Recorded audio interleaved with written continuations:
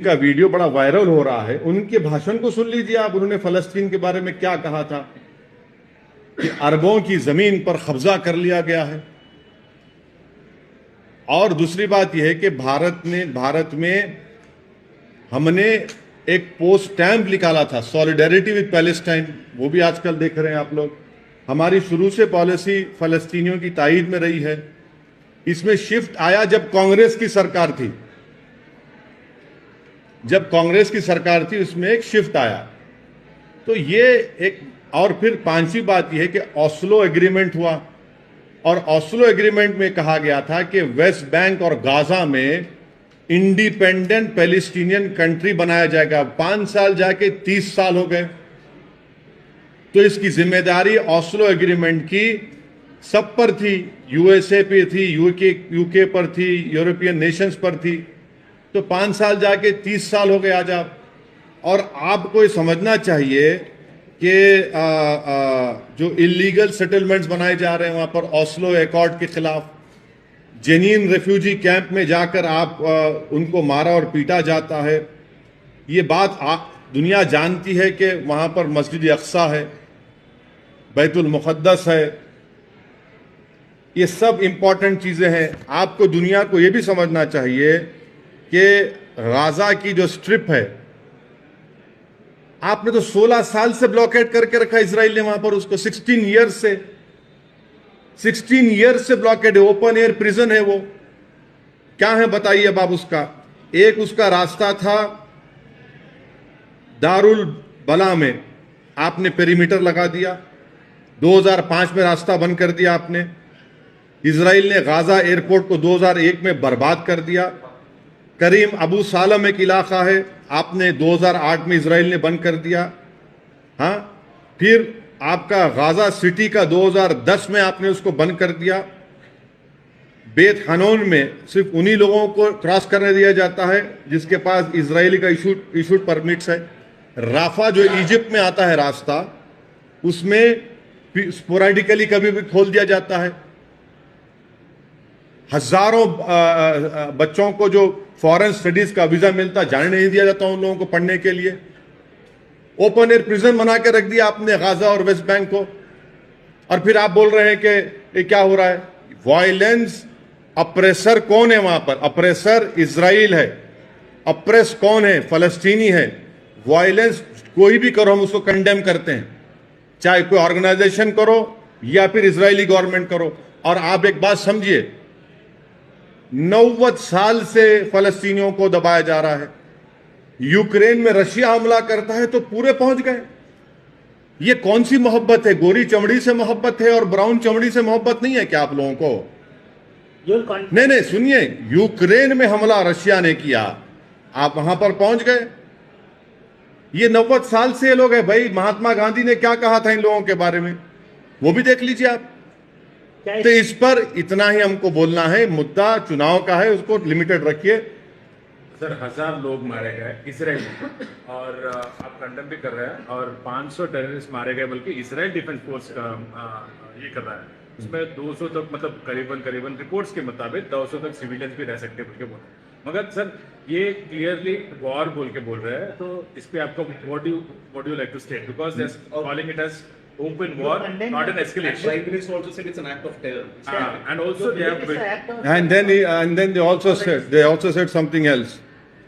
आपको मैं बताना चाह रहा हूं कि 90 साल में कितने फलस्तीनी मारे गए, कितने बच्चे मारे गए, कितने लोग जेलों में हैं। ओस्लो एकॉर्ड में आपको 5 साल में फलस्तीन को बनाना था, फलस्तीन कंट्री को बनाना था। आप 30 साल हो गए। कोई भी करो हम कंडेम करते उसको, मगर यहां पर जो वायलेंस जो सबसे ज्यादा किया जा रहा है वो तो इजराइल की तरफ से हो रहा है। 90 साल से 90 साल से कैंप डेविड कितने मरतबा हुआ बताइए। वायलेंस के मानते नहीं, वायलेंस को कंडेम करते हैं। अरे भाई, आप जो गाजा वेस्ट बैंक को आप फलस्तीनी मुल्क क्यों नहीं करार देते आप? और आपको तो कोई जो उसमें क्या बोलते हैं उसको, कौन सा लाइन बोलते हैं, जो ग्रीन लाइन की बात नहीं हो रही। आप तो ग्रीन लाइन नहीं बोले, वो दूसरे इलाकों में क्यों नहीं कर रहे आप? विड्रॉ कर लिया ना सर 2013 क्या क्या क्या विड्रॉ करे? आपको मालूम ही नहीं क्या विड्रॉ करे? कुछ विड्रॉ नहीं करे, You झूठ. think global powers have failed Palestine, sir? Yes, and it's a deliberate failure. It's a deliberate failure because it is they who were responsible for the implementation of Oslo Accord. And they had given a commitment that within 5 years, a new independent Palestinian country will come into existence. 30 years have passed. They remained as mute spectators when Israel entered into those areas and started building settlements.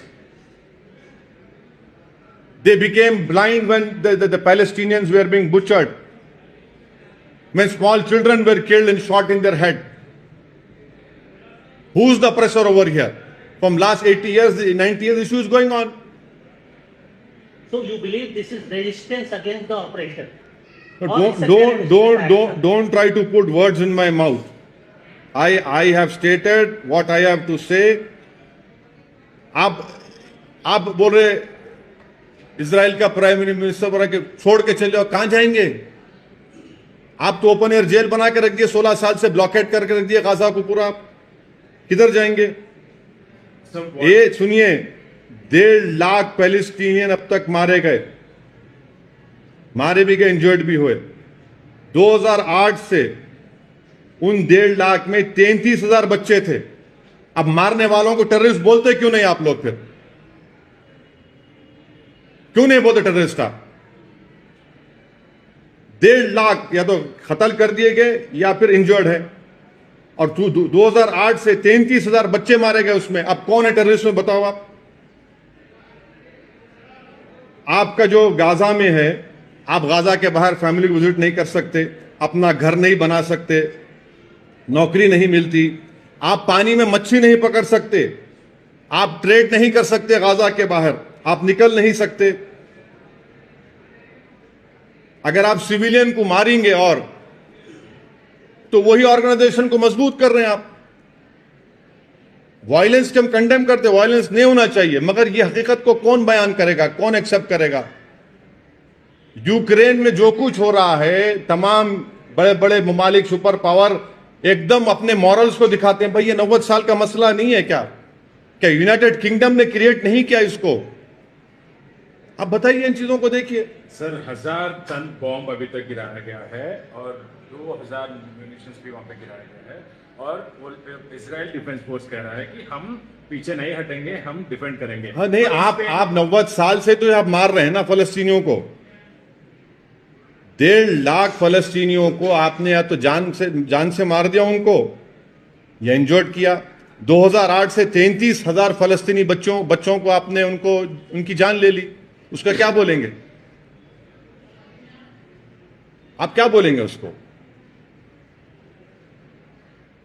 Sir violence को tracker नहीं चलाना, समझे ना, ओएसी के नाम से. मगर हकीकत यह है. Sir what do you think, where should India stand on this? And आपने कहा कि प्राइम मिनिस्टर जी के मतलब अब अटल जी के वीडियो वायरल हो रहा है और पुराने अपना इंडिया का साथ रहा है पाकिस्तान के साथ, तो अभी जो है where should India stand on this? India should stand with the oppressed, who have been oppressed from, and this is our policy also. 80-90 साल से उन लोगों को आप अप्रेस कर रहे हैं. अब इजराइल के साथ अपना रिलेशन भी देखिए, ऑस्लो पीस अकॉर्ड को इंप्लीमेंट क्यों नहीं कर रहे आप? और ऑस्लो पीस अकॉर्ड को इंप्लीमेंट करने की जिम्मेदारी इजराइल की है. जिम्मेदारी इजराइल